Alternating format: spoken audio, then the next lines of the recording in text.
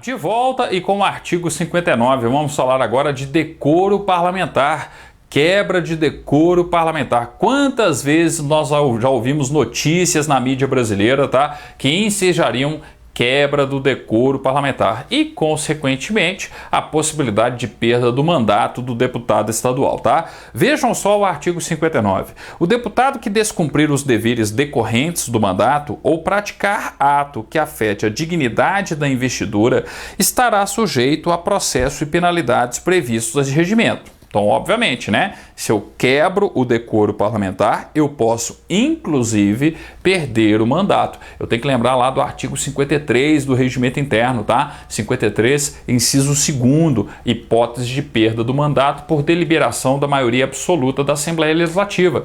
Quebra do decoro parlamentar, tá? Parágrafo 1º. Constituem penalidades. Marquem o parágrafo 1º, questão típica de regimento interno também. Inciso 1º, censura. Inciso 2º, impedimento temporário do exercício do mandato, não excedente a 30 dias. Então tem uma suspensão, né? Um impedimento temporário do exercício do mandato, não excedente a 30 dias. Grifem, não excedente a 30 dias, tá? A banca examinadora atual do concurso da Assembleia gosta de determinados prazos e prazo para aplicação de penalidade é um deles. Então atenção com essa parte final do inciso 2º.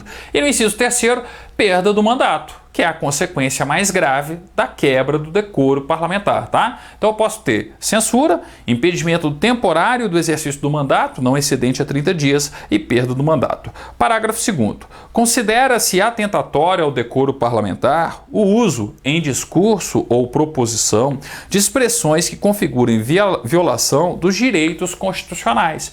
Então, se eu subo na tribuna da Assembleia Legislativa, por mais que eu tenha imunidade material por minhas palavras, votos e opiniões, eu não posso sofrer sanções penais, criminais, mas eu posso sofrer uma sanção interna, disciplinar, administrativa, por quebra do decoro parlamentar? Posso. Então, se eu subo lá no plenário, né, se eu subo lá na tribuna da Assembleia Legislativa e xingo descaradamente, com palavras inclusive de baixo calão, um outro deputado estadual, eu quebro o decoro parlamentar e eu posso inclusive perder o cargo em virtude disso. O que não acontece comigo é qualquer tipo de sanção criminal. Afinal de contas, no exercício do mandato, eu sou imune por minhas palavras, votos e opiniões. Mas essa imunidade material, ela abarca a situação prevista onde? Na esfera penal, nos crimes contra a honra e nas indenizações civis, inclusive, que poderiam decorrer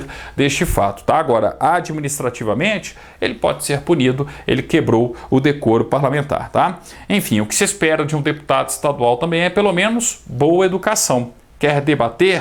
Quer criticar? Não precisa utilizar expressões difamatórias, expressões de baixo calão, tá? Então, por isso, a regra do parágrafo 2º. Considera-se atentatório ao decoro parlamentar o uso em discurso ou proposição de expressões que configurem violação dos direitos constitucionais, sobretudo, né, direito à honra e à imagem aí das pessoas.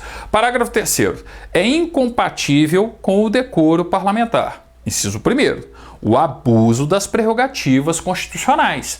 Peraí, se eu tenho imunidade material por minhas palavras, votos e opiniões, é no exercício do mandato. Então eu não posso abusar disso, eu não posso usar essa imunidade na reunião de condomínio do meu prédio, eu não posso usar essa imunidade em outras situações da vida civil. Eu posso usar aquilo no exercício da minha função de representante do povo mineiro, no exercício da função de deputado estadual, tá? Então o inciso 1º aí, ó, quantas vezes, né, a gente já viu aí quebra do decoro parlamentar por conta aí dos abusos por conta do abuso, né, das prerrogativas constitucionais. Inciso 2º, a percepção de vantagens indevidas. Óbvio, se eu sou deputado, tá? Se eu sou membro de qualquer casa legislativa e percebo ali, ó, recebo vantagem indevida para votar a favor de Beltrano, Ciclano, projeto de Ciclano do partido XYZ, opa, tá configurado aqui quebra do decoro parlamentar. Então, a percepção de vantagens indevidas constitui também quebra do decoro parlamentar, né? Ultimamente isso tem sido conhecido aí como mensalão no âmbito do Congresso, mensalão no âmbito de outras casas legislativas, mensalão em determinados estados, né, da República, enfim. Inciso terceiro, a prática de irregularidades graves no desempenho do mandato ou de encargos deles decorrentes. Peraí, claro também que eu quebro o decoro parlamentar se eu pratico irregularidades graves no desempenho do mandato ou encargos deles decorrentes. Gente, eu não posso cometer faltas graves, eu não posso, melhor, né, cometer qualquer tipo de irregularidade grave. Ilícitos, corrupção, é óbvio que isso quebra o decoro parlamentar, tá? E pode ensejar, inclusive, a perda do cargo, tá? Inciso 4. A prática de ofensa à imagem da instituição, à honra ou à dignidade de seus membros, tá? Mais uma vez aqui a gente tem essa preocupação com a imagem, com a honra, não só das pessoas, não só dos deputados. Percebam também que isso pode ser com relação à própria instituição, a Assembleia Legislativa em si. E isso é uma coisa que a gente realmente deve preservar. A gente não pode confundir a instituição, a Assembleia Legislativa com os representantes que estão lá dentro e que muitas vezes não deveriam ser os representantes do povo mineiro, tá? Uma coisa é a instituição em si, que deve ser valorizada, deve ser respeitada. Outra coisa são os políticos que estão lá dentro e que muitas vezes não merecem o respeito do povo mineiro. Agora, fazer o quê? Quem colocou ele lá dentro? O povo mineiro. Então, por isso que eu sempre digo, cada sociedade tem o legislativo, o executivo e o judiciário que merecem, tá? Então, não vamos confundir a instituição com as pessoas que estão dentro da instituição. As pessoas passam, a instituição fica. E a instituição, o Poder Legislativo, a Assembleia Legislativa, é fundamental para o Estado democrático de direito, tá? Bem, artigo 60. A censura será verbal ou escrita. Parágrafo 1º. A censura verbal é aplicada em reunião pelo presidente da Assembleia ou pelo de comissão ao deputado que. Então eu tenho uma censura verbal, né? Uma admoestação verbal, uma censura verbal, tá?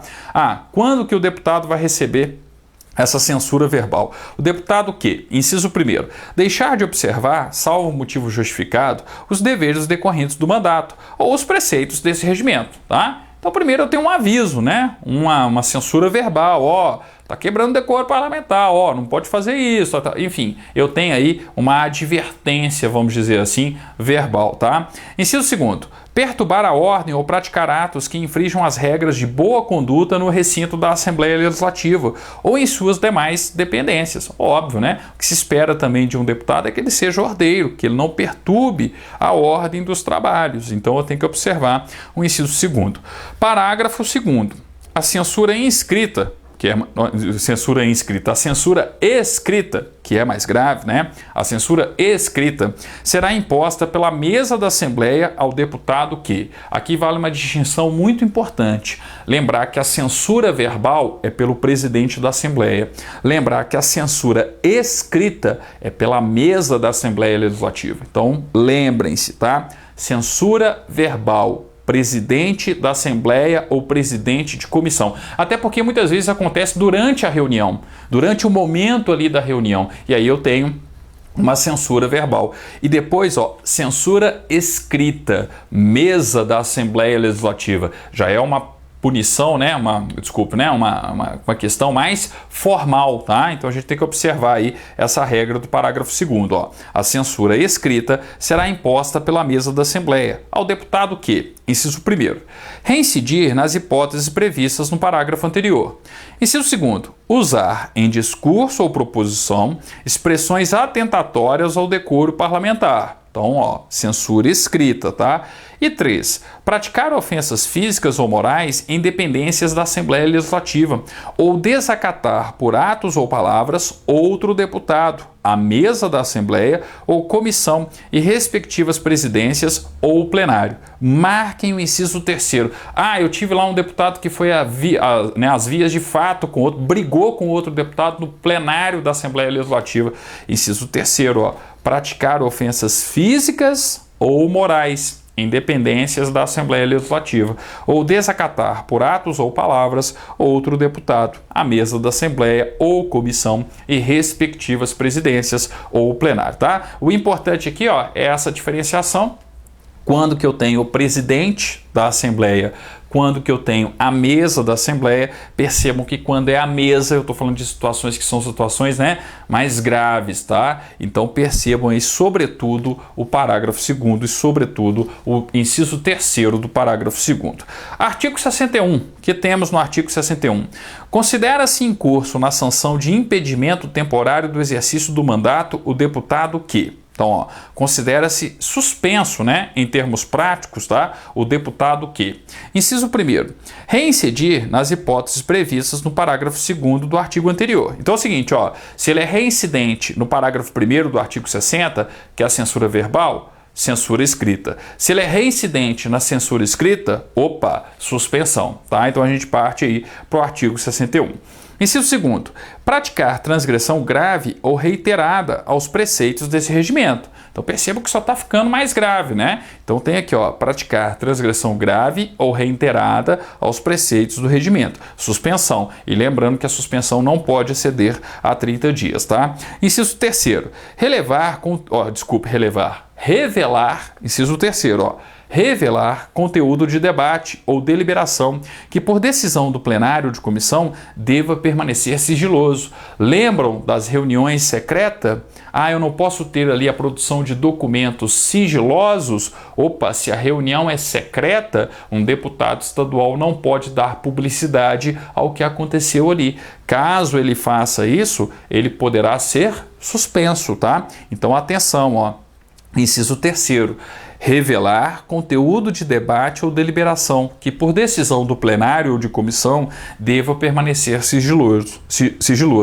4.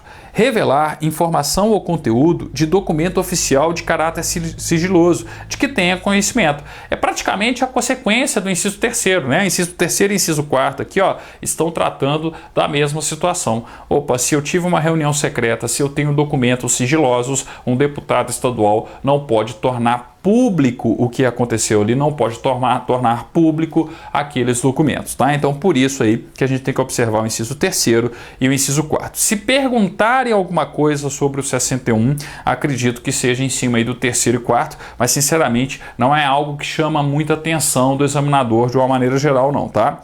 62. O deputado acusado da prática de ato que ofenda a sua honorabilidade. Desculpa, gente, é muita aula, tá? Tem muitas alunas aí que são fonoaudiólogas, sempre falam isso comigo. A gente começa a dar aula demais, a gente começa a enrolar a língua de tanto falar, tá? Então, ó, o deputado acusado da prática de ato que ofenda a sua honorabilidade poderá requerer ao presidente da Assembleia que mande apurar a veracidade da arguição. E não provada a procedência, impõe ao deputado ofensor a penalidade regimental cabível, tá? Então eu tenho que observar o seguinte, ó, se eu sou vítima de uma ofensa à minha honra, olha, eu posso provocar a Assembleia, para que a Assembleia possa justamente punir o ofensor. É disso que, em termos práticos, o artigo 62 está falando, tá? Ó, sinceramente, do mais importante aí que nós vimos do artigo, né, lá no início do decoro parlamentar, né, ó, do artigo 59, tá? Do artigo 59 até o artigo 62, o mais importante está no 59, em você perceber quais são as punições previstas, tá?